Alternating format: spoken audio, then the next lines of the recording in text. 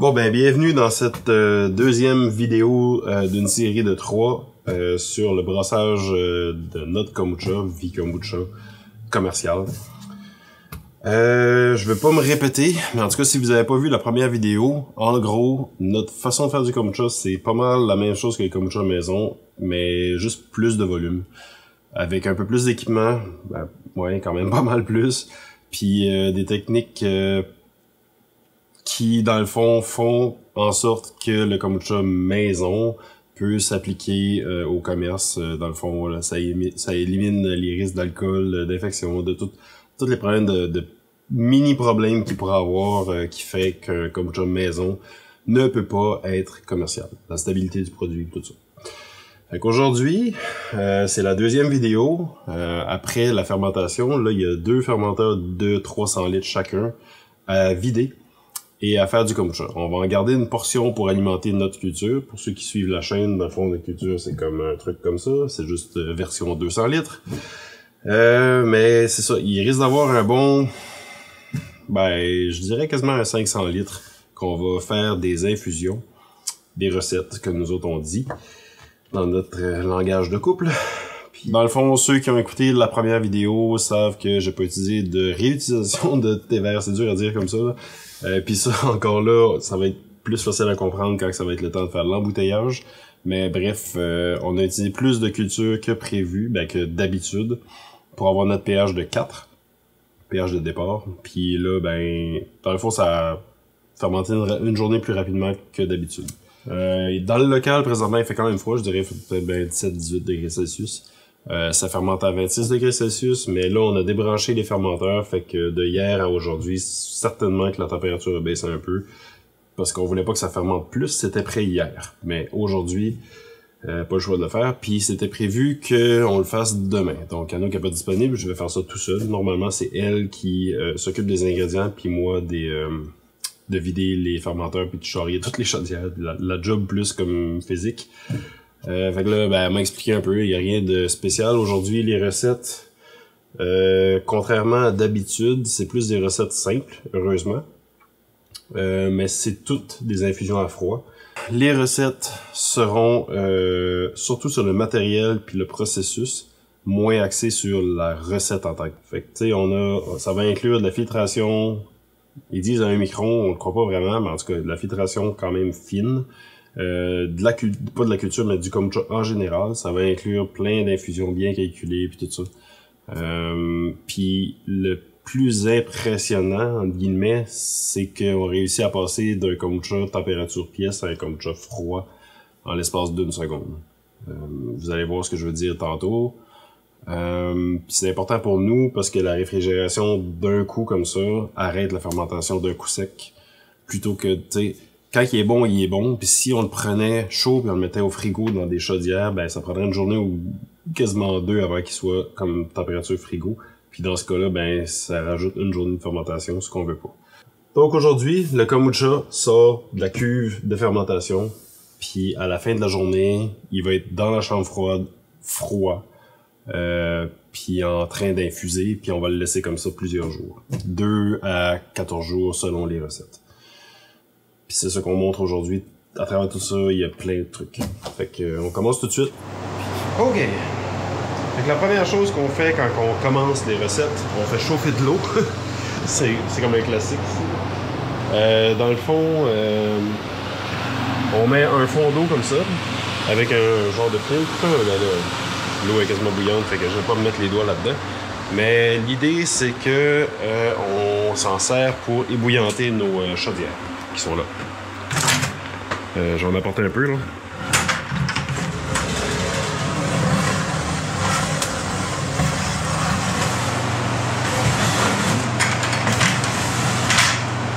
Là, aujourd'hui, on a 4, 8, 9, 10, 11, 12, 13, 14, 15, 16, 17, 18, 19. On a 20 infusions à faire. Je vais en chercher 3 autres.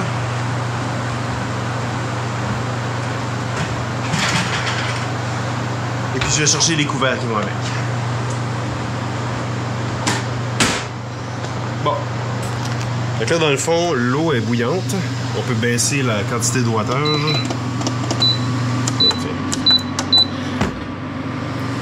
Normalement, 1200, c'est bien assez. Fait qu'on prend une première chaudière. Ça.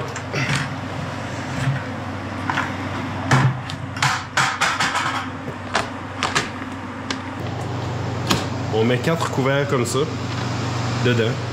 Une chaudière par-dessus. Puis ça, dans le fond, c'est notre garantie que la vapeur va tuer tout ce qui pourrait déranger les infusions. Autant dans le couvercle que dans la chaudière.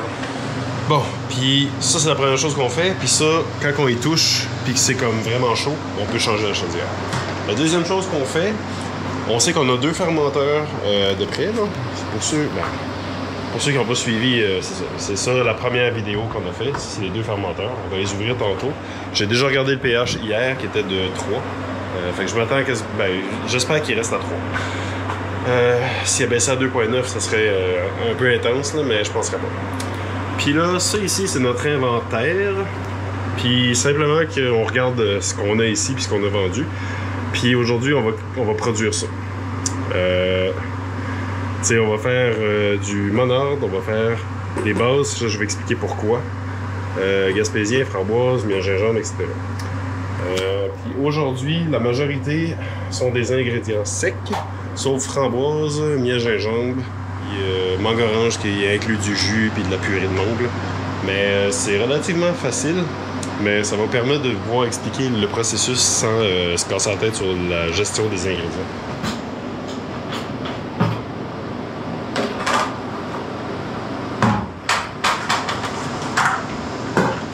Puis là, ben, avant d'ouvrir les fermenteurs, je vais chercher une chaudière pour faire une recirculation. Puis c'est pas la même grosseur de chaudière parce que sinon ça ne fonctionne pas. Ça rentre pas en dessous du fermenteur. Parce que les chaudières qu'on utilise pour les infusions sont plus grandes. Puis ça, je vais expliquer les formats et tout ça par après parce que je dirais que c'est une des choses les plus importantes.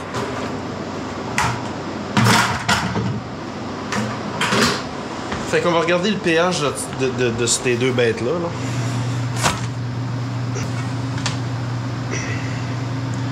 OK. À noter que hier, j'ai enlevé la pellicule. Donc, il est en train de se former une autre pellicule. Je sais pas si on peut voir. C'est un peu l'enfer d'enlever une pellicule d'une journée. Là.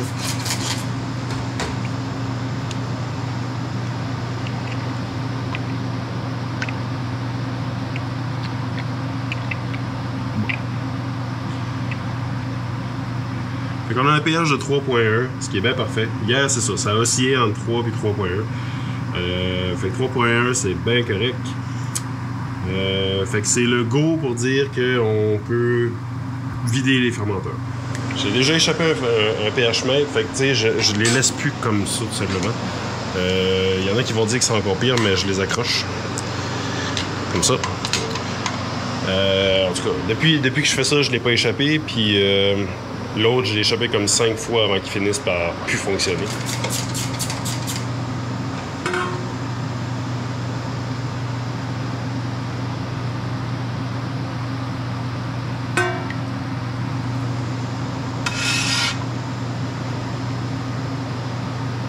Je sais pas si vous pouvez voir, là.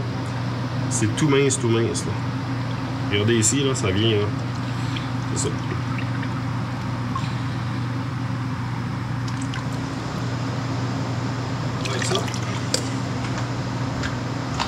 Puis maintenant, ben, on prend la chaudière qu'on faisait ébouillanter tantôt.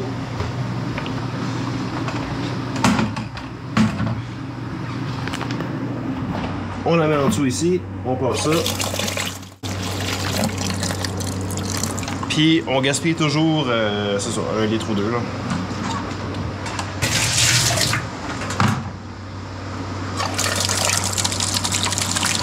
Puis pendant ce temps-là, je peux enlever la pellicule de l'autre fermenteur.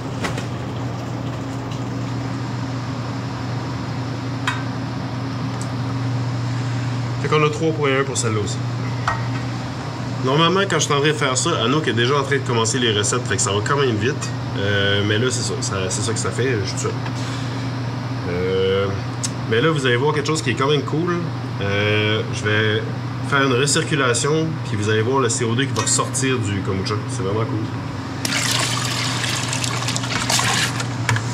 Normalement, il y a comme une espèce de mousse qui se crée, là. En fait, plus il y en a, moins c'est bon signe. Puis là, comme c'est là, c'est correct. C'est déjà arrivé qu'on a un gros coussin comme ça. C'est juste que là, je l'ai déjà brassé pendant la fermentation. Mais c'est ça, cette mousse-là, c'est signe qu'il y a du CO2 qui est dissous dans le kombucha.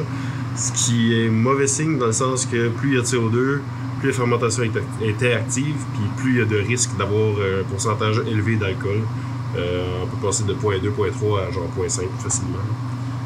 Fait que c'est pour ça l'importance que d'avoir des fermenteurs moins hauts et puis plus larges possible pour pouvoir évacuer ce CO2-là plus facilement. Fait que je fais 3 circulations comme ça. Puis celle-là, je m'en occupe pas tout de suite, là. Je vais attendre que le processus d'infusion tout ça plus tard soit entamé.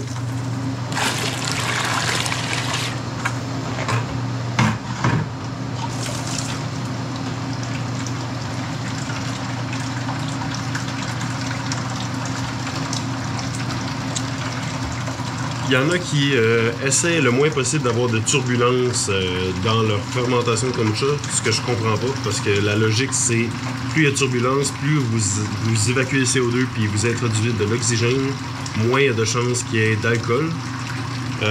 S'il n'y a pas de turbulence du tout, c'est ça, votre produit va être plus stable, ne changera pas de saveur, sauf qu'avec le temps, il va créer de l'alcool. Tandis que nous autres, si on introduit de l'oxygène dans le kombucha en faisant ça, puis on va le brasser comme ça, on va le passer à travers des fils. Ça va ajouter de l'oxygène. Puis, dans le fond, le kombucha en vieillissant va avoir sûrement moins d'alcool, dans le sens qu'il va y avoir de l'oxygène, fait que les bactéries vont pouvoir l'utiliser pour transformer l'alcool en acide. Fait que oui, le kombucha va changer de saveur avec le temps, mais pour le mieux, dans le sens que c'est mieux que ce soit acide qu'alcoolisé. En tout cas, c'est plus légal.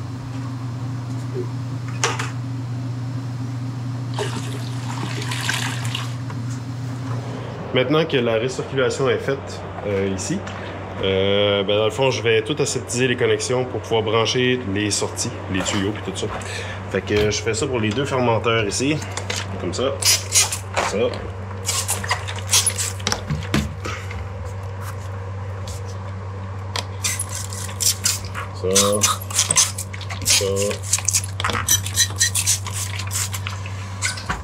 Ça ici. Ça. Lui, il a déjà tout été fait, mais je vais l'expliquer c'est quoi ça tantôt.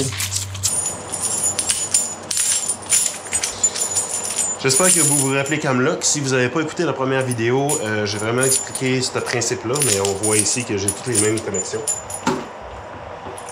Fait que...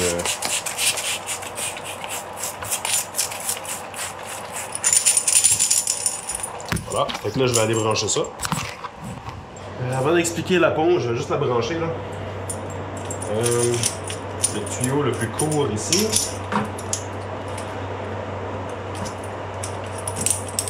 À la pompe. Et on part de la pompe.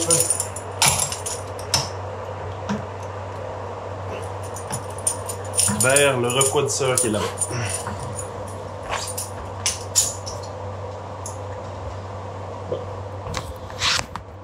Fait que là, il y a 2 pièces d'équipement que j'ai pas encore expliquées. Il y a une pompe chugger ici, qui marche plus ou moins à gravité, là. Il faut que le kombucha remplisse la pompe jusqu'à ici pour qu'elle puisse envoyer. C'est pas une pompe qui va faire une succion, là. S'il y a de l'air dans le tuyau, ça marche pas. Puis après ça, une fois que c'est ici, ça va être envoyé là. Puis après ça, cette pompe-là, c'est vraiment le plus petit modèle.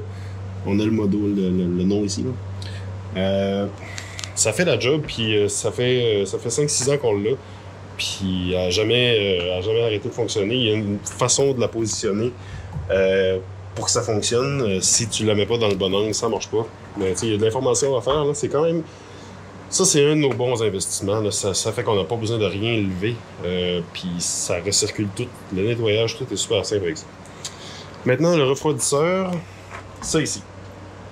Je vais mettre une image parce que ça paraît peut-être pas super bien là-dessus, mais c'est un counterflow. On a ici une alimentation en eau. Là, j'ai oublié de fermer ça la dernière fois. Puis la valve qui s'en va en bas ici, que je vais ouvrir vraiment à la dernière minute, va dans le counterflow ici. Okay? Puis ça se divise pas en deux, là. Ça va juste de ce côté-là. Puis ça passe à travers tout ça ici. Puis ça ressort ici pour aller, ben pas dans le plancher, mais il y a un drain ici. Dans le fond, un counterflow, c'est que c'est un tuyau dans un autre tuyau. Puis là, la partie noire, c'est l'extérieur. Puis, je sais pas, vous pouvez voir ici, le kombucha va passer dans ça ici. Un tout petit tuyau en stainless, comme ça, qui va être entouré d'eau froide qui va remonter le courant. Fait que le kombucha va passer, là, il est à 21 degrés Celsius, il va passer à travers, je sais pas combien de pieds ou de mètres qu'il y a de tuyaux, mais il va passer à travers de l'eau froide, puis quand il va sortir ici, on a un thermomètre, là, et là il est à l'envers, mais ça nous indique la température de sortie, qui généralement ça tourne autour de 10 degrés. Fait qu'on réussit à perdre, même s'il est en 30 degrés, 60 degrés, le kombucha pourrait être bouillant, qu'on pourrait le sortir à 10 degrés. Tout est une question d'ajustement de la pompe, du débit. Fait que plus il passe de temps dans l'eau froide, plus il sort froid. Fait que c'est aussi simple que ça. Dans le fond, c'est vraiment un atout. Ça fait que ça ici, c'est en train de fermenter présentement, même si on le veut pas, mettons. Mais aussitôt que ça passe à travers ça, ça sort à 10 degrés Celsius. Après ça, on met ça dans une chambre froide qu'on pitch de l'air, logiquement à 2,5-3 degrés. Ça prend comme 10 heures, puis le kombucha passe de 10 degrés à 6-5 degrés. Puis généralement, les fermentations de kombucha ne refermentent pas en bas de 7 degrés, genre. Ce que je vais faire, je vais brancher les trucs, puis ça, je vais expliquer pourquoi le robot brew, que je ne vais pas expliquer le processus du robot brew au complet. Mais en tout cas, je vais expliquer pourquoi il est là. Mais si vous voulez savoir c'est quoi Robot Brew, ben écoutez la première vidéo parce que c'est vraiment, j'ai passé du temps là-dessus que je veux pas repasser. C'est déjà assez long comme vidéo. Fait que j'aime pas ça répéter la même information. Fait que je fais des connexions et on peut y aller là-bas.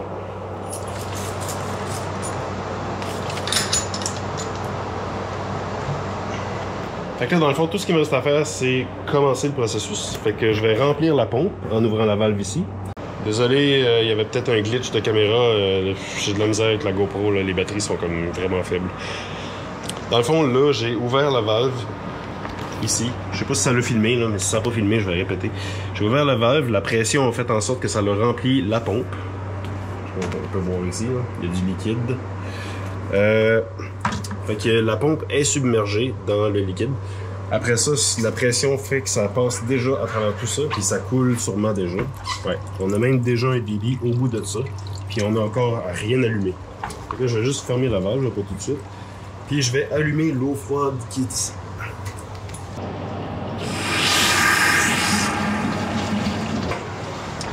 Fait que là, présentement, il y a de l'eau qui circule. Fait que ça ici, bon là j'ai une fuite. Aïe, aïe, aïe, aïe.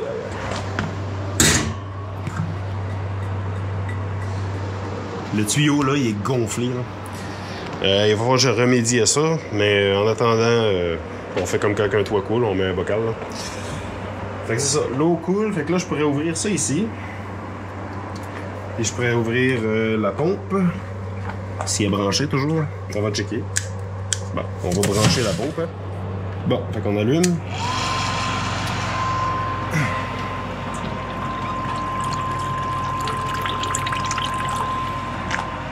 Alors, là, ce qu'on peut voir dans tout ça, présentement, c'est qu'il y a un robot brew avec une pompe ici qui va pouvoir pitcher dans cette chaudière-là. Mais dans le fond, tout ça ici, ça passe directement dans un filtre de 1 micron. C'est une tuque de sirop d'érable. Ça dit que ça filtre 1 micron, on n'est pas certain, mais en tout cas, ça fait quand même une bonne job. S'il y a des morceaux de pellicule ou n'importe quoi qui sont passés tantôt, ça va les capturer. Puis ça va pas les faire passer à travers tout ça. Maintenant, là c'est sûr que j'ai pas fait de recette encore, j'ai rien commencé.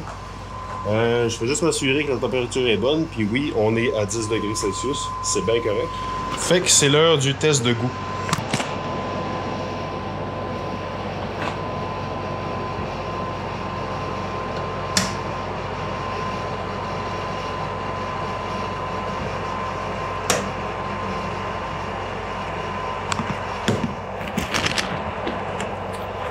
Fait que c'est à ce moment-là qu'on peut déguster un kombucha fraîchement sorti du fermenteur froid.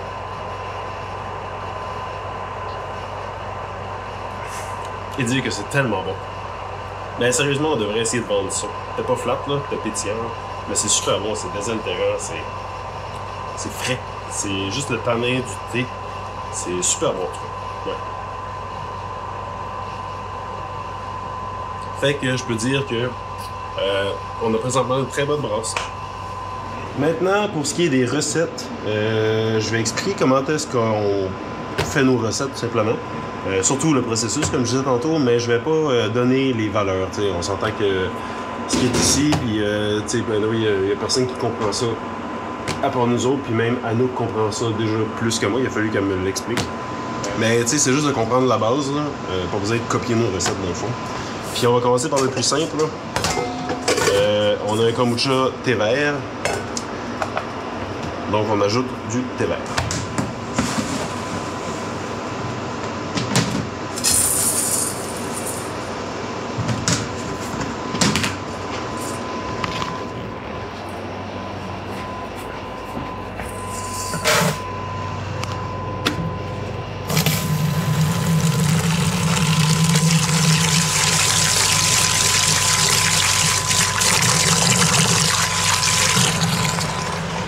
C'est quand même simple. Là. Fait qu'on fait ça pour... là, j'ai besoin de 2 chaudières de thé vert.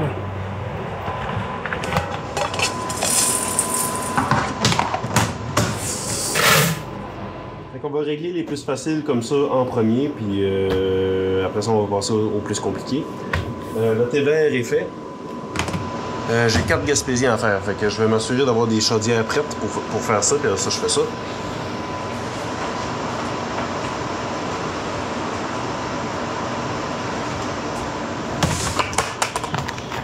Notre tisane gaspésien, c'est quand même une belle fierté, je trouve. C'est vraiment un mix de plein d'ingrédients sauvages mis ensemble. Si je peux finir par ouvrir, ça donne ça.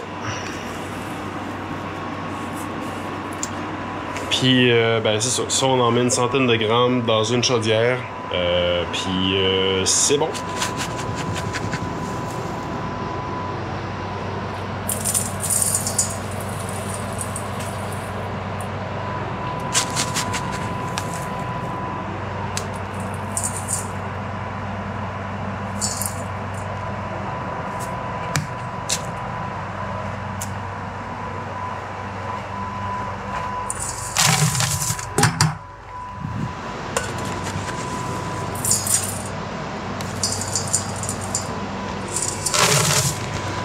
En tout cas, vous avez compris le principe, j'ai 4 chaudières à faire comme ça.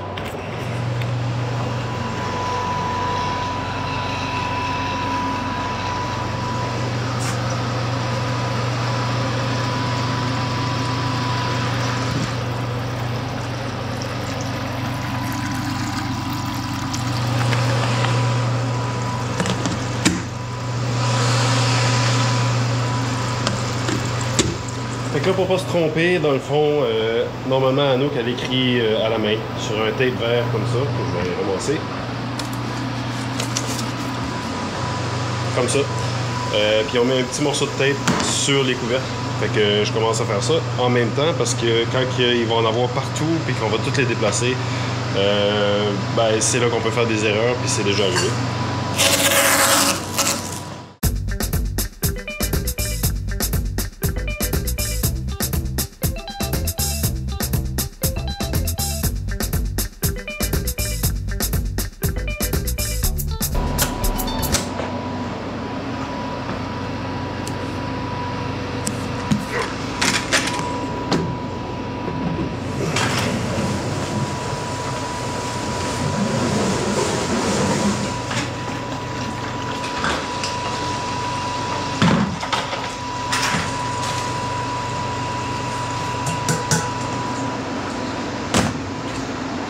Fait qu'on va continuer avec les ingrédients secs.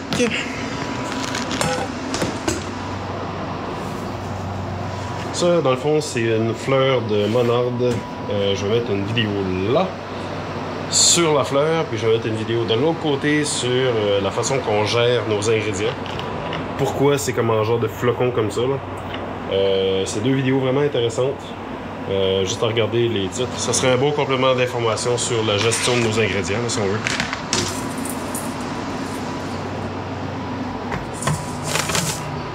Et puis on en fait 2.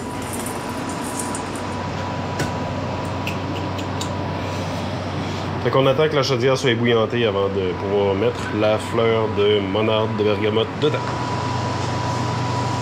Ok. Fait que normalement, c'est pas moi qui gère tout ça en même temps, puis je dois dire qu'en faisant la vidéo en plus, ça me fait courir. Puis là, ben, je peux comme pas expliquer en même temps que je le fais. Fait que je vais juste comme probablement arrêter tantôt pour expliquer. Mais je sais pas si vous avez vu déjà dans la commande qu'on s'est donnée. Je sais pas si vous voyez, regardez les chiffres de cette rangée-là qui est ce qu'on fait aujourd'hui. Puis la rangée qui est ici, qu'on a déjà fait, ça se trouve être des infusions. Là, ça va aller ici parce qu'il n'y en a pas, puis etc. Ici, on en veut 4. Ici, on en veut 4.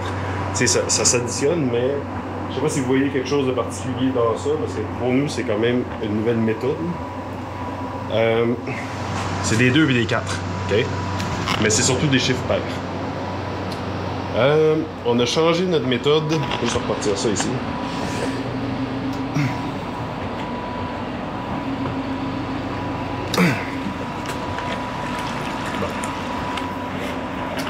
On a changé notre méthode, puis quand je parlais des volumes et tout ça, c'est si vous voulez vous partir en affaires, une des choses les plus importantes est le choix des investissements, puis surtout du volume que vous voulez faire.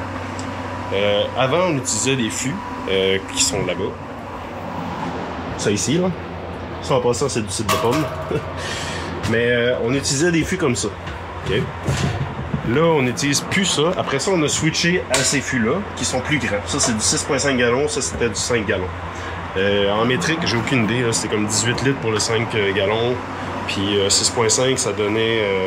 en tout cas, un peu plus. Puis 6,5 gallons, c'était ça. OK? Fait que c'est pour ça qu'on a... Parce que avec les 18 litres, on utilisait des chaudières comme ça, de 5 gallons. Puis ça arrivait juste correct. Puis même à ça, ben, sauf que c'était tout le temps trop proche du couvert. Pour faire une histoire courte, avant on utilisait des chaudières pour faire les fûts de 5 gallons. Puis après ça, on est passé aux 6,5 gallons. Fait qu'on a acheté pour 400$ de chaudières qui sont un peu plus que 5 gallons. Puis on les remplit vraiment au bord ici. Sauf que là, on a encore changé de méthode. Je vais passer ça.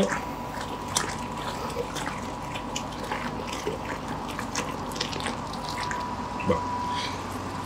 Heureusement, ça n'implique pas d'investissement supplémentaire puis de changer nos chaudières. C'est que voici notre nouveau fût. Ah.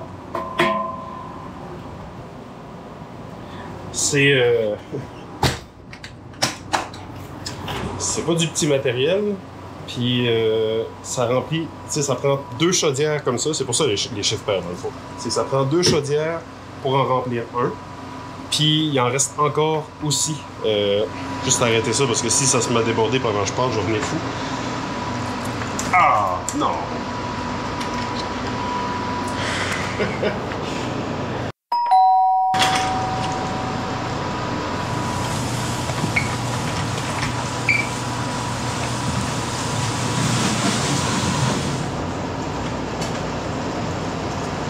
Qu'est-ce que je disais? Ah oui, je me suis pissé dessus. Non, c'est pas ça que je disais. Juste fermer. C'est ça l'affaire, c'est que il y a beaucoup de choses à faire. Hein?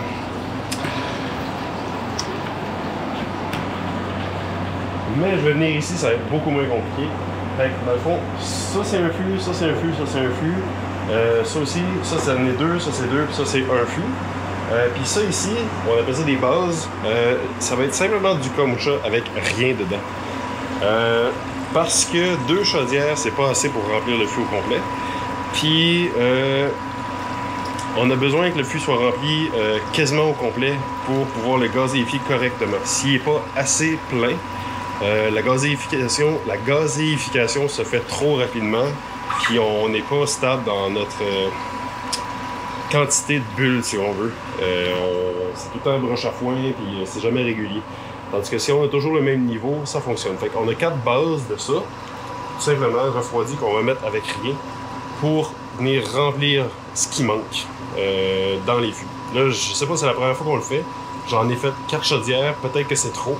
Si c'est trop, c'est pas grave, on peut le remettre dans ça ou on fera des recettes directement de l'autre côté, on s'amusera avec ça. C'est du kombucha qui va être bon. Mais c'est ça, fait qu'on va pouvoir remplir les fûts avec ça. Puis après ça, la gazéification, on va en parler dans le prochain vidéo sur l'embouteillage. C'est pas aujourd'hui que ça se passe. Puis quand ça va se passer, ça risque d'être intéressant pour ça. Vous allez comprendre, là. Puis il y a toute une méthode de filtration aussi qui implique encore le fameux robot brou qu'on utilise vraiment beaucoup finalement. Tandis que tout ça est en train de se passer, je vais faire une recirculation de la deuxième cuve ici. Parce que si je le fais pas, il va y avoir trop de CO2, puis dans la pompe, ça va faire des bulles, puis ça va ralentir le processus.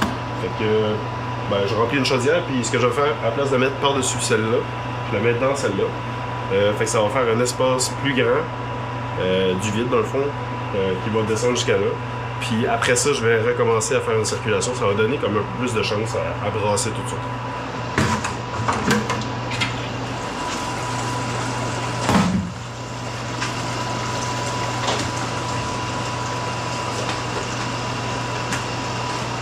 Regardez la belle couleur, là. Ça c'est le monarde.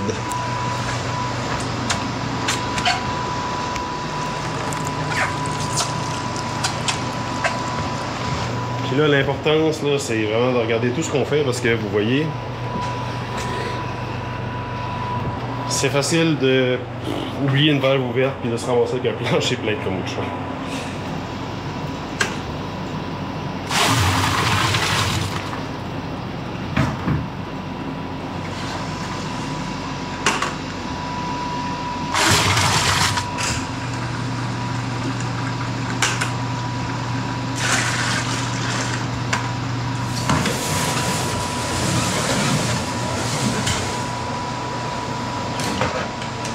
C'est rare qu'on passe la mop en même temps qu'on travaille, mais quand ça arrive, c'est parce qu'il est arrivé quelque chose de pas le fun. Puis là, ça fait comme 3 gaffes que je fais.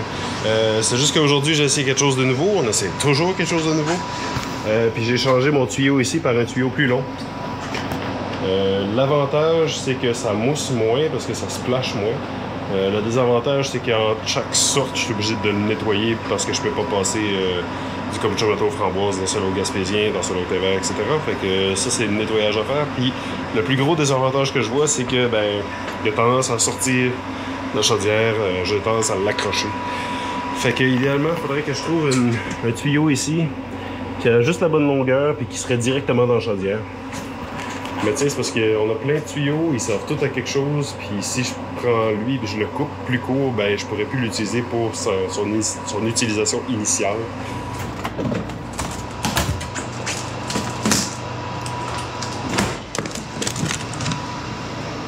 Les framboises, c'est pas tellement compliqué. C'est framboises hibiscus. On utilise une tisane d'hibiscus et de fruits séchés, genre cassis, groseille, raisin. Et des framboises congelées, qui sont locales. Les framboises sont à maximum 10 km du local, fait que c'est vraiment cool, c'est très local. La seule chose, là on peut voir, là, le bac, quand on l'achète, il y a 11 kg de framboises, il est plein jusqu'au bord, puis il est congelé en bloc. Fait qu'on le tourne de côté, puis après ça on prend un couteau de chef, puis on coupe tout ça en petits morceaux. Là, il est quand même jammé un peu en bloc, mais il est quand même coupé en petits morceaux. Fait que c'est entre les deux, là, ça se travaille quand même mieux.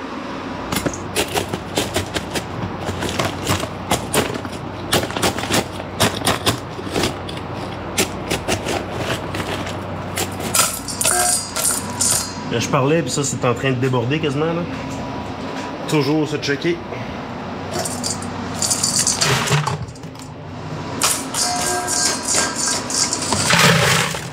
Fait que dans le fond, ça c'est la tisane qu'on utilise pour le framboise hibiscus. Il y a même des baies de sureau dans ça, c'est super bon. Ça sent comme la crème glacée. On n'en met pas beaucoup parce que c'est très très goûteux.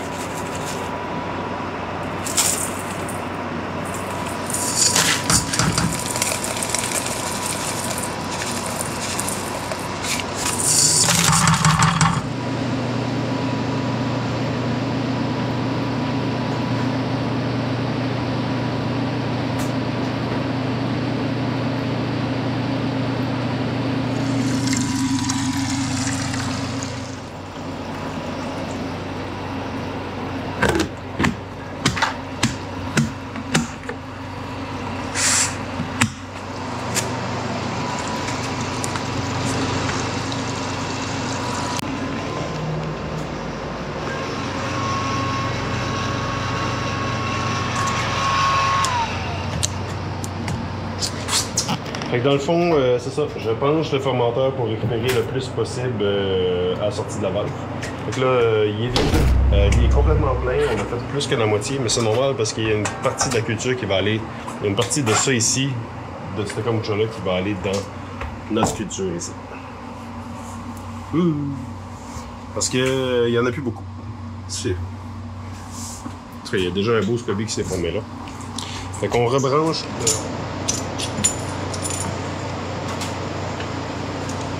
Il y a toujours un petit problème, puis c'est pas vraiment un problème, c'est juste une question de connaissance. Avec cette pompe-là, c'est que ça ne tire pas d'air. Fait qu'on monte le tuyau ici, on fait descendre le liquide dans la pompe.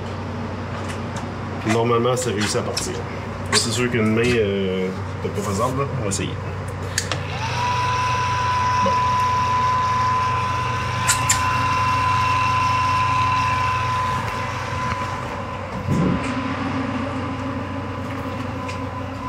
Fait que ça fonctionne. La recirculation que j'ai faite n'a pas fonctionné à 100%. Fait que je vais être obligé de prendre une fourquée en haut puis de venir bien brasser ça. Parce que quand il y a du CO2 dans la pompe, ça fait des bulles, qui fait que ça tire moins, qui fait que on perd beaucoup de temps.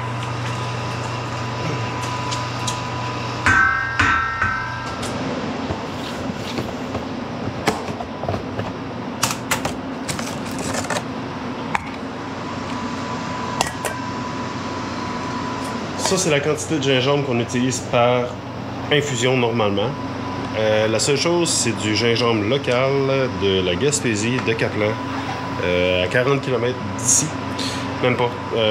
Ouais, 40. On va dire 40. Puis, il goûte moins fort que le gingembre, genre de Chine ou de je sais pas quel autre endroit, vu le climat ici. C'est comme un genre de bébé gingembre. Puis là, il vient avec les tiges, là. Fait que normalement, on serait tenté d'en mettre plus, tout simplement, sauf qu'on est limité... comment je veux dire ça? Les quantités sont calculées sur nos bouteilles, fait qu'on peut pas ajouter plus de gingembre, même s'il goûte moins. Fait que la solution, ça serait de ne pas prendre ce gingembre-là, ce qu'on refuse, mais ce qu'on peut faire, c'est qu'on a déjà ici fait des jus de gingembre, puis on avait gardé la fibre. Et la fibre du gingembre goûte beaucoup et ne pèse rien et n'ajoute rien à part de la saveur. Juste fermer ça. Fait qu'aujourd'hui, dans le fond, c'est notre façon de tricher, genre, puis d'être légal. On utilise la même quantité de gingembre, mais il va juste goûter plus. Parce qu'en fait, il n'y a pas plus de jus de gingembre qui va aller dedans.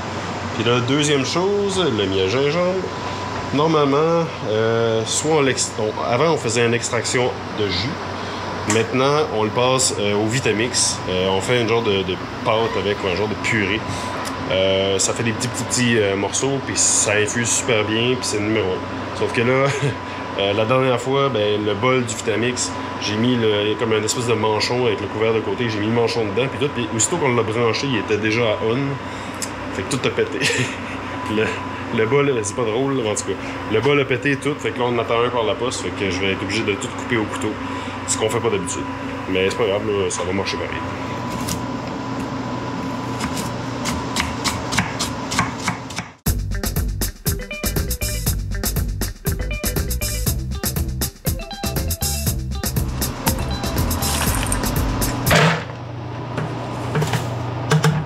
Bon, c'est pas compliqué. Dans le kombucha miel gingembre, il y a du miel, là.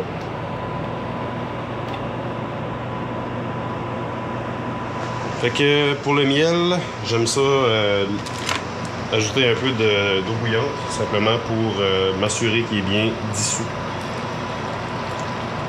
Ça se trouve à le pasteuriser, mais c'est pas le but. C'est vraiment juste parce que je veux pas qu'il colle dans le fond et qu'il ne mélange pas avec le reste du kombucha.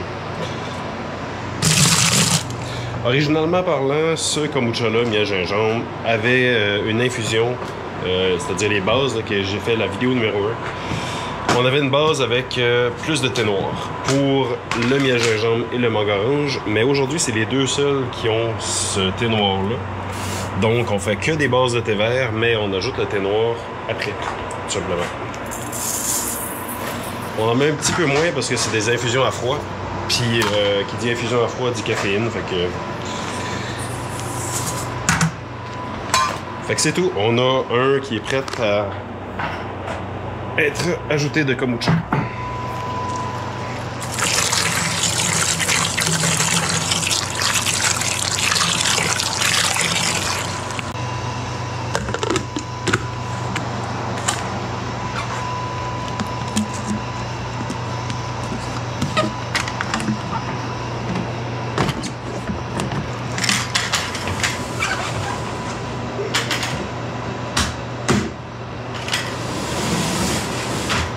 J'ai déjà mis, c'est le mangue orange houblonné. J'ai déjà mis le thé noir parce que, vous avez vu, c'est le même principe que le miel gingembre. Il n'y avait pas de thé noir dedans, fait qu'on l'ajoute en chaudière. Puis j'ai déjà mis le jus d'orange et la purée de mangue parce que, simplement, que, c'est pas des produits locaux, c'est des produits commerciaux. Puis on veut pas... Je suis pas là pour faire de la publicité pour des compagnies non plus. S'il y a un produit qu'on est moins fier, je dirais que c'est la purée de mangue puis le jus d'orange commercial. Qu'est-ce que tu veux, il n'y en a pas ici. Là, le houblon, c'est Anouk qui s'occupe de ça d'habitude. Puis je dirais que moi j'ai tendance à trop en mettre. Fait qu'elle m'a dit d'en mettre 15 grammes. Fait que c'est vraiment pas beaucoup. Moi j'avais ça avec beaucoup plus de punch que ça. Sauf que c'est elle qui décide, c'est elle qui fait les recettes, puis en même temps, c'est elle qui a le feedback des clients. Puis les clients, quand c'est trop amer ou trop punché avec le houblon, le kombucha vendait moins, fait que on a décidé de mettre moins de houblon. Fait que là, je viens de voir que, tu sais, on a quand même passé pas mal de houblon dernièrement. C'est un mix de houblon aromatique, genre Citra, Mosaïque, Galaxy, avec un peu de sauvin. Il était plein jusqu'au bord. Puis là, ça, on garde ça congelé, puis dans un pot maçon.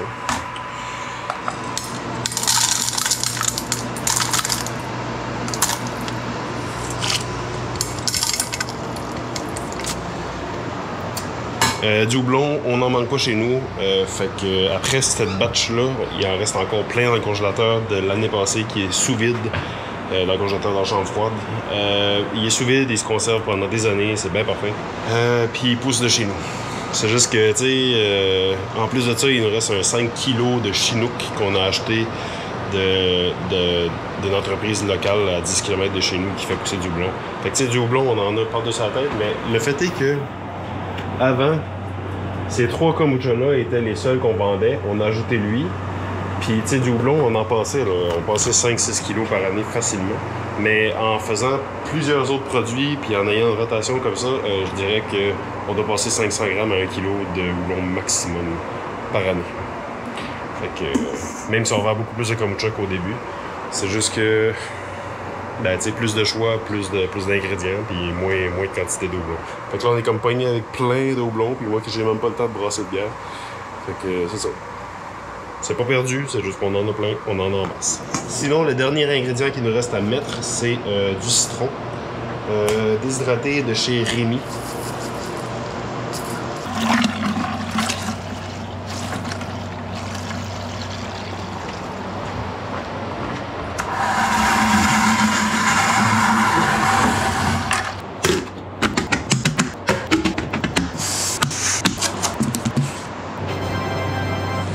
Avant de mettre tout ça dans la chambre froide, il reste à ramasser.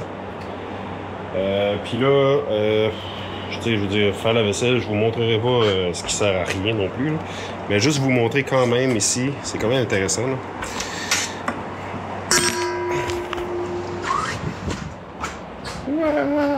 Ok. Mais c'est ça. Ça, c'est les fameux filtres à sirop d'érable. Puis on peut voir qu'il est quand même brun. Là. C'est sûr que la lumière n'est pas yob. Fait que c'est ça, on peut voir qu'il est quand même foncé. Puis nous autres, on pense qu'il laisse passer quand même pas mal de levure, même si ils disent que c'est un micron, puis des levures c'est plus gros qu'un micron. Sauf que la première fois qu'on l'a utilisé, on était quand même satisfait de voir que...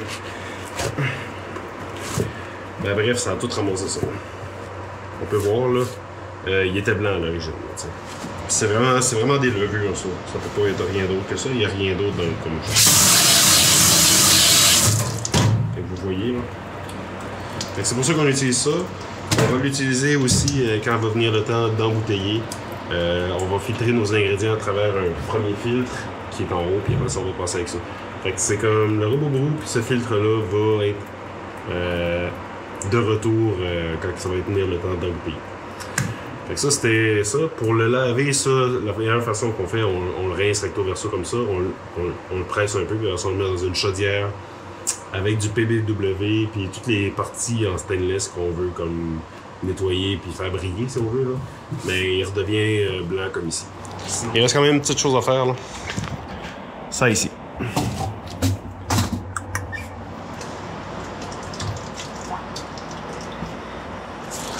Fait que la dernière vidéo date de 10 jours.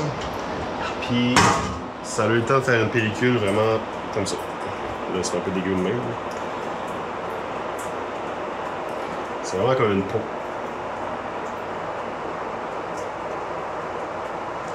Fait qu'on peut voir que notre culture est en santé en regardant la pellicule.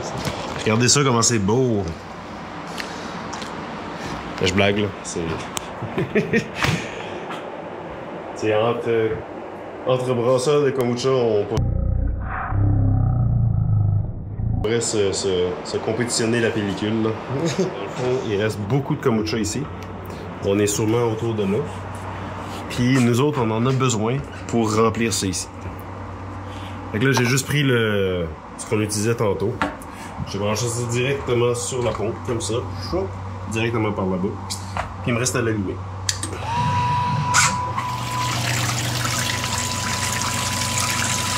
Et dans le fond, j'en ai même profité pour enlever le tuyau pour être certain que ça s'oxygène au maximum. Donc en l'envoyant comme ça, ben, ça va faire de petites mouches là, ça va faire un petit bruit là.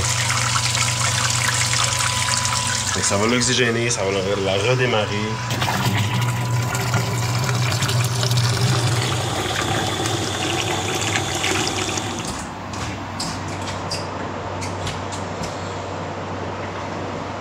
Fait que là, dans le fond, je vais faire circuler de l'eau très très chaude à 60 degrés Celsius, genre à partir de là, dans la pompe, puis dans le counterflow complet, puis ça va sortir par ici. Je vais en gaspiller un peu, mais après ça, je vais le faire recirculer en boucle. Vous allez voir quand même. Hein.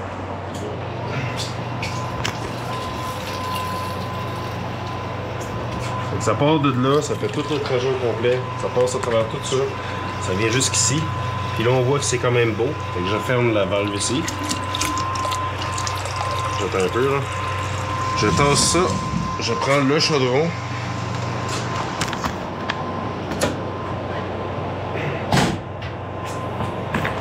Comme ça. Je réouvre.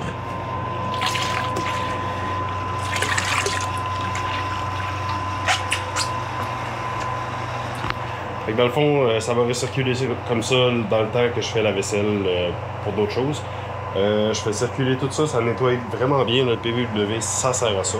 Puis quand ça c'est terminé, je débranche ce chaudron-là, puis je fais la même chose avec du SaniClean. Fait que j'ai pas besoin de le montrer, mais en gros, je nettoie, puis après ça, j'aseptise, puis après ça, je peux tout serrer les tuyaux, les chaudrons. Tout est propre à l'intérieur de tous les tuyaux, tout est clean. Puis j'ai pas besoin de frotter, j'ai pas besoin de rien dépluguer, tout était déjà branché. Fait que si vous avez 1000 pieds de tuyaux, si la pompe est assez forte, ben c'est pas plus dur d'en laver 1000 que d'en laver 4. Pour terminer, dans le fond, il me reste les deux fermenteurs qui sont là à nettoyer, comme ça. Puis il me reste tout ça à mettre au frigo. Je vais l'expliquer, puis je vais vous laisser là-dessus, là, ça va être moins compliqué comme ça. Ça ici, c'est le PBW de tantôt. Je vais utiliser le filtre qui est là, dans le fond, ça, je vais transvider, puis je vais pouvoir récupérer ça pour laver le filtre, fait que j'ai pas besoin de gaspiller de PBW, c'est encore bon après ça. Puis deuxième chose, les fermenteurs, là, il reste encore un peu de kombucha, vous pouvez voir. Il reste peut-être juste 10 litres. Ça.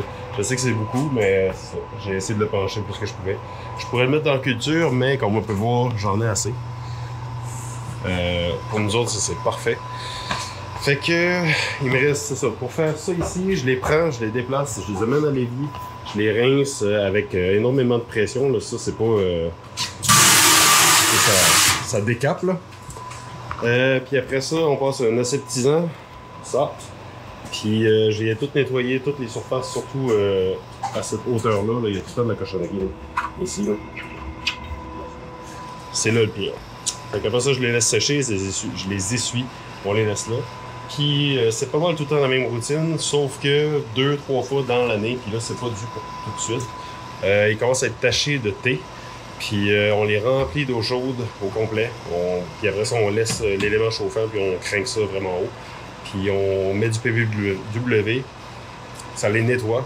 Puis finalement, quand que ça c'est nettoyé, dans le fond, ce que je fais, c'est que je prends lui, je le vide dans lui. Fait comme ça, j'ai pas besoin de gaspiller de PVW parce qu'il est encore bon pour un deuxième. Puis après ça, je rince lui, puis je le remplis une deuxième fois, puis je mets du Sani-Clean, puis là, il devient brillant, là, c'est comme neuf.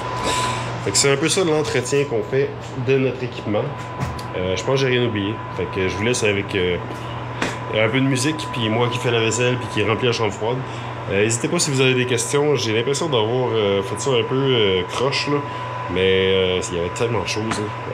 Puis en même temps, tu sais, mettre du thé dans une chaudière, pas besoin d'expliquer ça. Fait que... Ben c'est ça. Au pire, je vais répondre à vos questions. Puis si je vois qu'il y a des questions qui reviennent souvent, ben on en profitera pour faire d'autres vidéos. Mais comme je disais, il y a beaucoup d'autres sortes de kombucha qu'on fait qui sont beaucoup plus compliquées comme recette. C'était plus le principe de tout ça ici aujourd'hui. C'est ça. N'hésitez pas, puis merci d'avoir écouté, d'être patient. Puis oui, c'est pour vous. Si vous voulez apprendre, il faut être patient dans la vie. C'est ça. Merci. Salut.